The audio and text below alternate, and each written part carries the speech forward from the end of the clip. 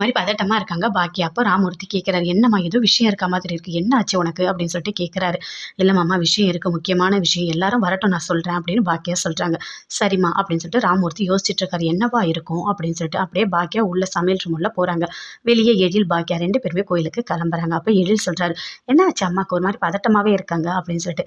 "சரி வாங்க நம்ம கோயிலுக்கு போகலாம்" அப்படின்னு சொல்லிட்டு அமிர்தா சொல்றாங்க.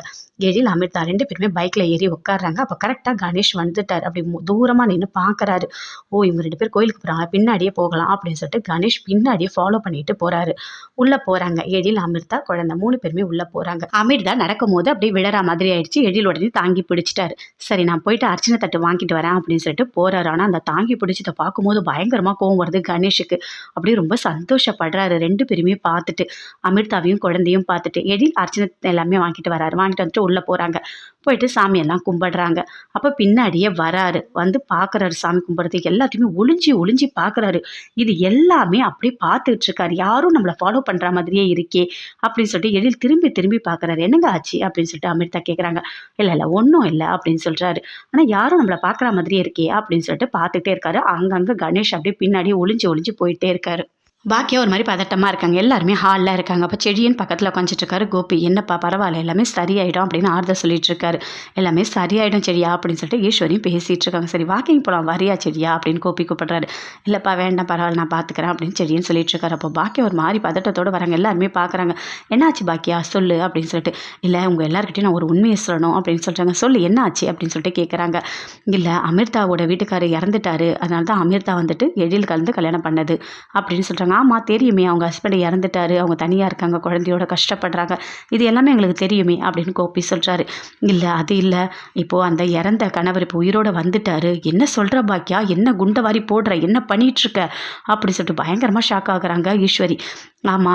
அவர் வந்து இறந்ததா தான் நெனைச்சோம். ஆனா அவர் இறக்கல. ஏதோ சுயநினைவு இல்லாம இருந்திருக்காரு. இப்ப தான் வந்திருக்காரு திரும்பி.